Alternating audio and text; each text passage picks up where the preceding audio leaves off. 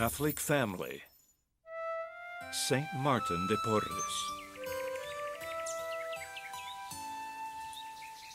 Welcome to the semi-final of the 100-meter hurdles. Don't forget, whoever finishes first and second will run in the final. I'm gonna beat you. You're gonna need another pair of legs for that. Good one. On your marks, get set, go!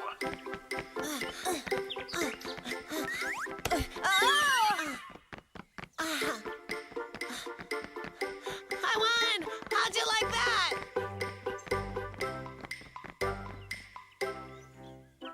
Ow, my leg! So how does it feel to lose, huh? Guys, I've broken my leg. I can't move. It really hurts. I'm gonna die. Come on. You probably just twisted your ankle. What do you know? Are you a doctor? All right, I'll call the school nurse. I think I'm going to faint. Hey, don't even think about it. Hang in there, champ. I can't stand the pain. Hey, Alex, wake up. What happened to me? You fainted. Me? Where am I? Is this the hospital? Do you really not remember? You're scaring me. How many fingers do you see? What? Come on, I gotta check your brain to see if it's still working. I don't remember anything. It's all a blur. How old are you? I can see a little better. Who's your mom and dad? Come on, speak to me. My mom and dad? Who do you think? Okay, it's starting to come back. What's your name? Who am I? You? You want to know who you are? You're a crazy Martian who's trying to abduct me in his flying saucer. What's that? Will you please stop asking silly questions? Hey, I just wanted to check that you were okay. Ow, my leg hurts. Well, I see you've woken up. You fell over and banged your head and you fell unconscious. Yes, I remember now. We'll entrust your recovery to Saint Martin de Porres. I have a great devotion to him. And what does Saint Martin de Porres have to do with my leg? Saint Martin was a great doctor by the standards of his times, and he devoted his life to helping those in need, especially the sick and the monks in his monastery. What's so funny about that? Well, it's just that the boy who'll race against me in the final is called Martin. Is he a mixed race saint? Yes, he was. He's like me. In the history of the church, there have been saints of every race. You know, St. Martin was born in Lima, the capital of Peru, on December the 9th, 1579. Until the age of 8, he lived in poverty with his mother and his sister Juana, who was born 2 years after him. His father didn't live with him because he was in Ecuador. What a coincidence. Our friend Martin doesn't have a dad either, because he died. From an early age, it was clear he was intelligent and had a vocation for medicine. He began to learn about medicine in a pharmacy that was near his house. Lord, I want to learn how to heal the body, just as you heal the soul. Good morning, Martin. Hello, how are you, ma'am? I don't feel well. You look very pale. What's the problem? Well, I'm not sleeping at night. I don't know what's wrong with me. I just can't sleep. Sleep is very important. Let's see what we can do for you. Here, these herbs will help you get to sleep. Are you sure? Yes, use them to make a tea and drink it before you go to bed. You'll sleep better. I guarantee it. Very well. I'll try it. Thank you, Martin. I hope it works. Martin, that was very well done. You gave her the right mixture of herbs. It's what you would have done, isn't it? Exactly. I see that you learned fast. Martin was a barber, too. In those days, barbers often worked as surgeons as well. So, did Martin become a good doctor? He did. In those days, medicine was more primitive than today. Doctors did what they could, but their knowledge was limited. Medicinal plants were very important for healing people. Are you feeling better?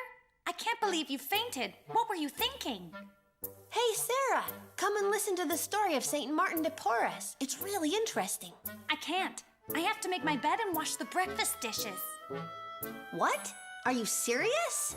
Do I sound like I'm joking? When did you start doing housework? What's it got to do with you? I have my reasons. Mom, what's up with Sarah? Don't bother her. She's helping around the house, and that's great. There we are. I've made the bed. Now for the next job. Sitting room swept. Mission accomplished.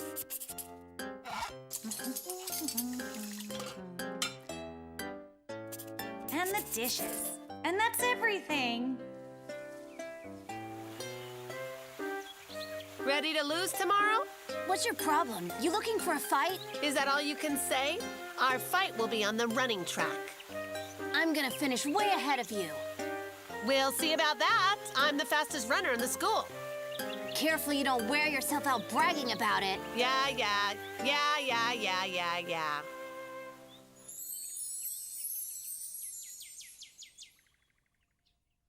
Hello, Sister Patricia. What are you doing? I'm classifying and sorting the books from the convent library. Wow. Isn't that a really boring job? Well, it's not the most exciting job in the world, but someone has to do it, don't they? I guess so. We should follow Jesus' example. He didn't come to be served, but to serve others. Sorting these books is a service to the community. You know, Sister Patricia, I help out at home, too.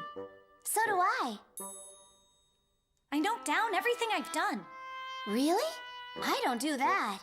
I'm very pleased. Helping out at home is very important. That's what St. Martin de Porres did. He served others. When he was 15 years old, he was received as a lay brother in the Dominican Friary of the Rosary in Lima, the capital of Peru. This was the lowest category of monk. He was responsible for cleaning the friary, and that's why he's often depicted carrying a broom.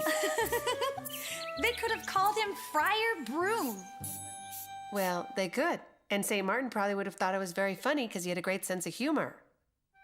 You know, serving others is very important because Jesus himself said, "Whatever you did for one of the least of my brothers and sisters of mine, you did for me." Do you know what that means? When we're serving others, we're serving Jesus. Isn't that wonderful? At the monastery, they soon found out about Martin's knowledge of medicine and assigned him to work in the infirmary. Brother Martin, there are crowds of people waiting outside. You've become famous. I know, but I can't go any faster. I have to take time to see each patient. We should see Jesus himself in each of them. Very soon, his fame began to spread, and people came to see him from far and wide. Martin could do anything, from bringing down a fever to setting broken bones. He was placed in charge of the infirmary and spent much of his time attending to the sick. He thought they were the people who needed him most. Welcome to the big final. Sergio and Martin will be competing for the gold medal. Ready to lose? You talking about yourself? On your mark, get set, go!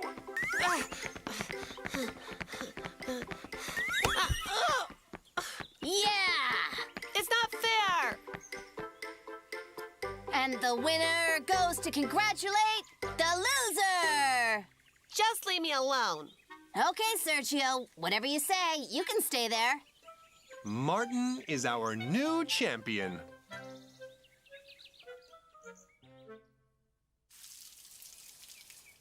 Those flowers are so pretty. Yes, I love taking care of the flowers in our garden. We'll pick some later to arrange for the next tabernacle. You know, St. Martin knew all about medical herbs and how to grow them. And was he a lay brother all his life? Right. And did he spend his whole life sweeping up?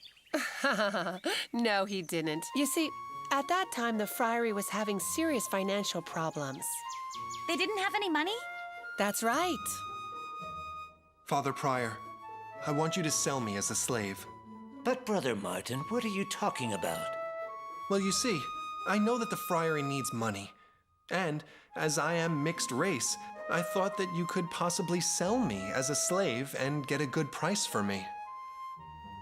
What? He offered himself as a slave because he was mixed race? You see, 500 years ago, slavery still existed. But that's really, really bad. I know. Fortunately, thanks to God, it doesn't exist in the civilized world anymore. And do they sell him as a slave? No. Nothing doing, brother. I will not sell you as a slave, not for all the gold in the world. Please, think it over, Father Prior. There's nothing to think about. Go on, return to your work, brother. May God bless you. Lord, I give you thanks for the saintliness of this young man. On June 2nd, 1603, after serving the order for 9 years as a lay brother, Martin made his religious profession, taking the vows of poverty, obedience, and chastity. Wow.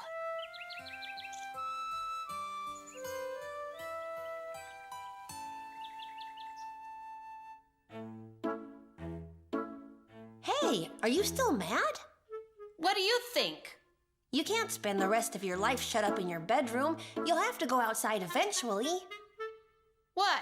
And meet Martin and his friends? Not a chance. I'd rather stay here. I know how you feel. Mom, we need to talk. Okay, honey, what is it? Let's see. This week I made my bed every single day. I swept the sitting room. I washed the dishes after breakfast. I helped feed Nicholas 3 times, and I helped Alex with his math homework. Well, that's great, honey. I'm very proud of you. Is that all? Did you hear all the things I just said to you? Of course, Sarah. And I told you I thought it was great. You're a big help to me. But you're not listening to me. You're still washing dishes and you're not listening to me. Of course I'm listening. Okay, well, I deserve a reward, don't I? Oh, yes. I thought maybe you could buy me an MP3 player so I can listen to music. Okay, then. Really? Yes, you can have one for your birthday. That's not fair. It's ages till then. All my friends have MP3 players except me. Listen, Sarah, you're a big girl now, and you should be helping around the house anyway, not to get a reward. So there's no reward? The reward is knowing you're helping others. That's not fair. We should serve others out of love like Jesus did, and follow the examples of saints like Martin de Porrez. That's not fair. Would you wash the dishes for nothing? What would you do if you wanted an MP3 player? Well, I don't know what else I can do. And you know the worst part? All the hard work I've done this week has been for nothing. You hear me? For nothing. Hello, Sister Patricia. Hi, Paula. Where's Sarah? She's mad because she did tons of housework last week, but her mom won't buy her an MP3 player. I understand. She helped around the house because she wanted a reward. Exactly. And it's not fair because she worked really hard. Look, Paula, in this life, we often have to do our duty without expecting a reward. In fact, doing things because you want something in return is a sign of immaturity. That's what little children do. But in that case, it's not fun. When we do good, we trust in God to give us our reward. We shouldn't expect the person we're helping to give us something in return. Do you understand? Yeah, I guess that's right. Ha, you lost. Why don't you just go away? Oh, yeah, sorry. Is my shiny gold medal too bright for you? If I hadn't fallen over, I'd have beaten you. I'm faster than you. Faster than me? Are you serious? So, where's your medal then, Speedy boy? You see, I told you. That's why I didn't want to leave the house. I won, you lost. Cheer up, Sergio. Cheer up. That's easy for you to say. You have to be a good loser. That's life. Sometimes you win and sometimes you lose. We all have to learn to lose with humility. St. Martin was very humble. He always tried to serve others doing the simplest jobs, and he became a great saint. You know something? You should congratulate Martin on winning the race. What? No way. I'm sure he won't be expecting it. Well, of course he won't expect it because I don't intend on doing it. He's laughed at me enough already. Sister Patricia, when did St. Martin find time to pray? Didn't he spend all his time caring for the sick? Well, you see, he would spend half the night praying in front of a large crucifix in the friary. He also spent many hours before Jesus in the Blessed Sacrament and before an image of the Blessed Virgin Mary. And when did he sleep? He slept under a staircase for 2 or 3 hours only and ate very sparingly as acts of penance. Sometimes he would levitate as he prayed before a crucifix. Does levitate mean hover over the ground? That's right. He seemed to be floating in the air. Wow. Lord Viceroy, this is Brother Martin's cell. Very good. Let us go inside. Please, Your Excellency. I think we should wait until he has finished praying. Oh, I see. People went to ask him for advice. They even included bishops and theologians. Did he study theology? No. Everything he knew about God, he learned from prayer. And didn't God work any miracles through St. Martin? Yeah. Did God grant him any miracles? Well, look, God granted him the power of bilocation, which is the ability to be in 2 places at once. Wow! That's a real superpower. Oh, yeah. Can you imagine that?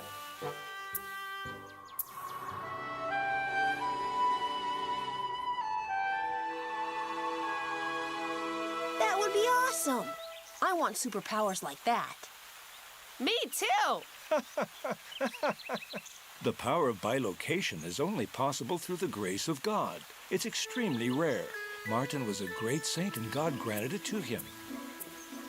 Saint Martin was seen in Africa, in China, and in Japan, encouraging missionaries who found themselves in difficulties, and all without leaving his cell.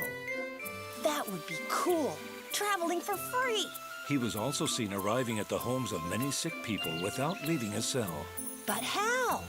Did he fly? No, he entered and left the friary without being seen and without opening the doors. The master of the novices couldn't believe it. Brother Martin, how? How do you do it? Well, brother, I have my ways of coming and going. But I lock the doors myself and only I have the key. It's impossible. St. Martin sounds like a really cool guy. Right. If I had powers like that, I'd put our Martin in his place. Would you? That's not what he did. St. Martin gave all the glory to God. Thank you, Brother Martin. You're a great doctor, and you're a saint. No, don't say that. I cure you, but God heals you. The important thing is what God is doing with your soul and grace. Martin also made many miraculous cures. When he could, he used the correct remedy, but sometimes he had to make do with what he had. Once he had to care for a boy who had broken both his legs. Brother Martin, are you sure that these bandages will do the job? What else could we possibly do? But bandages won't be enough to heal a broken bone, Brother Martin. I know. I've dipped the bandages in warm wine, and now we must trust in God. There's nothing else we can do. And was he cured? Yes, he was. It was a miracle. He cured many people like that. People thought he was a great saint. Wow. Well, boys, I have to go now. I'll finish telling you the story of St. Martin later. You know what? I think Father Michael is right. Maybe I should go and congratulate Martin. Well, if you do, let me know, because I want to see his face. Sister Patricia, I'm really mad at my mom because she won't buy me an MP3 player.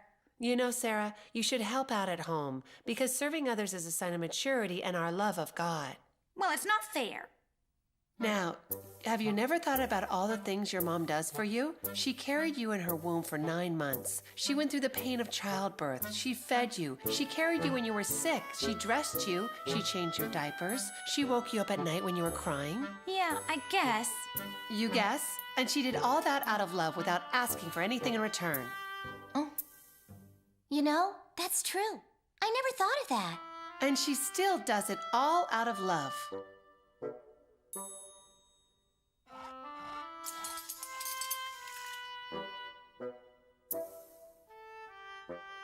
You're right. Our lives should be full of continual service to others, starting with those who are closest to us. You know, St. Martin founded the Orphanage of the Holy Cross to help the neediest children in the city. He took in beggars, giving them food, cured their illnesses, and found work for them. All this without expecting anything in return. Wow, I feel really bad now. I think I'm going to talk to my mom.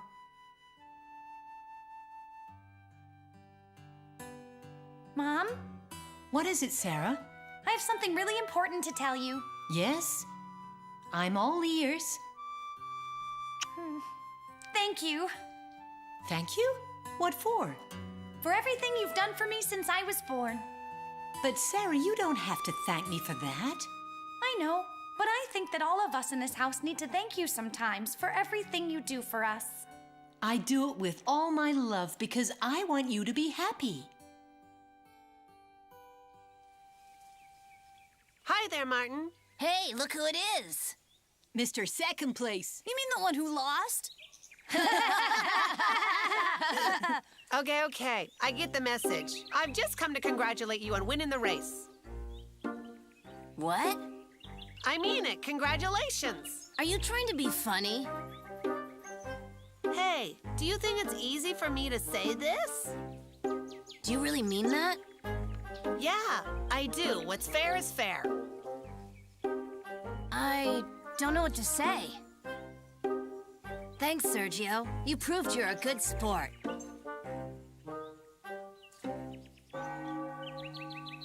Father Michael, tell us how St. Martin died. Well, look, when Martin was 60 years old, he became very sick and realized that he was going to die. The Viceroy of Peru, Luis Jerónimo Fernández de Cabrera y Bobadilla, Count of Chinchon, went to kiss his hand. Your Excellency. Brother Martin, watch over me from heaven. As the creed was said, when he heard the words, et homo factus est, which mean, and he was made man, he kissed the crucifix and died peacefully. And everybody thought he was a saint, didn't they? Yes, he died on the 3rd of November, 1639, and everyone in the city of Lima went to his funeral. He was declared a saint on the 6th of May, 1962 by Pope John the 23rd.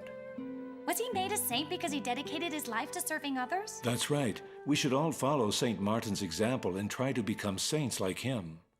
I'm not sure. I don't know if this saint stuff is for me. You mustn't think that being a saint is anything strange. For children like you, the path you take to sainthood is to be good Catholics. And that means being good to others, helping out at home, studying, and being good friends. If you do that, God will be very happy with you.